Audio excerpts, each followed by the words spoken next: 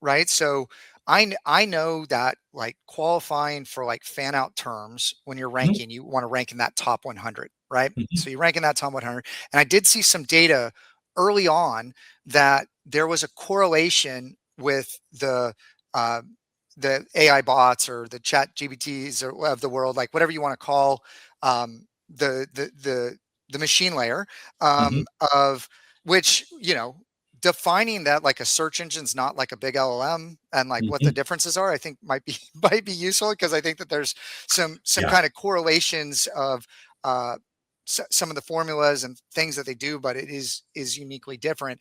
But I thought, okay, so you're in the top 100 and you're showing up, and then you're like, okay, AI answers, and then there's like this kind of direct correlation between the different chat bots or whatever of the answers they showed. And then I believe it was either Ahrefs or SEMrush came out with a big study that Mhm. said, 21% or something like that of Yeah. all the callbacks are Yeah. are not even indexed. Okay. Right. And Right. so we know that Google and other search engines are not respecting, like, do follow, like they're sucking in all the information and trying to make Mhm, a determination about it.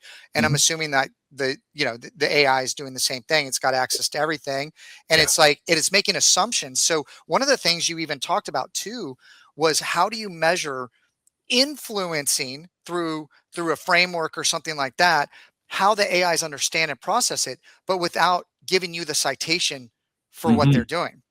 And I like that, that was very interesting to me. And that's, trademarking, and there's ways to kind of Right. claim that territory. Yeah. But that's not something that I was ever taught or was talked Nope. about Nope. when we're talking Nope. about SEO. And now you're going, well, as an entity strength, like the trust signals that are coming up, how do I know if I'm going to show up there or not? And you got these tools that are now, Mhm. scraping it daily and telling you like in the average. But it's like you got to understand, to your point, how these things work, because to give you a tip and a trick on how to influence it and optimize it, which it seems like it's a moving target. So what's working now is not going to work. They're getting Right. smarter. So if you're spamming everybody, like that's only going to work for so long. And then you're going to be holding the bag going like, I don't know what happened. Like it's worth it now today to just do the work the right way and kind of Mhm. claim that land and get in that long-term data set. Um, but then I'm even seeing with the grounding with like chat GBT, when it started saying Mhm. like, hey, like, so it has to be very, very current uh, articles Yeah. or something like 10 months or is what I read. And so there's all these different factors that, I mean, but then now the AIs do call really authoritative stuff that are hugely old, right? Yeah. And Google does the same thing. So there's a Yep. lot of like competing information, and Oh, yeah. it's like, and it's so I mean, I would love like, okay, to show up in the AI answers, you know, what's like a frame in which people need to just think about it, maybe in kind of a short snapshot. Okay. So, well, what you're describing is, the norm, right? Like in the absence of clarity. First off, let me describe it this way. We are back in the Wild West. That's Yes. where SEO started. And if you've been in SEO for more than 5 years, you will recognize the feeling. You'll recognize the feeling of you've gone from essentially walking down a corridor with artwork and lighting and plush carpeting and chairs to stop and rest in, because this is the structured world that you lived in as an SEO, working with a known entity, which is your direction. And somewhere along the way, you opened a door and you stepped out into a desert, and there is absolutely nothing. And some people thrive in that environment. They say, this won't kill me.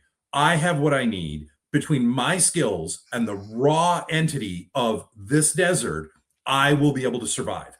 Other people look at that and go, I need a checklist where, like, I don't have everything I need. Like, and that is completely normal. That feeling is real. Okay. And in fact, that feeling is the core premise of the book, is about going from fear to actualization.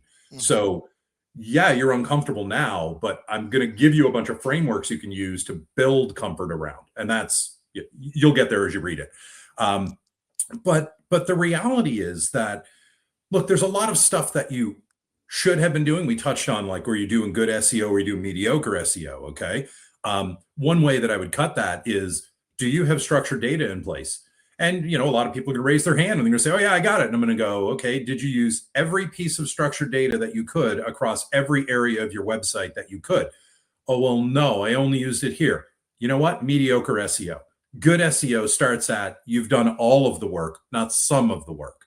And that's really what we're seeing, right? Is this leveling. Now, I'm picking on structured data because it's an easy one and people understand it. Well, Okay. I also want to throw it out there that people are even like, I know your opinion on it, but Mhm. and I would love to deepen that, because I've heard people waffling saying, well, I don't know if that's really important or not. And I've heard you say it's absolutely, it's 100% a person, but like I've seen it on LinkedIn.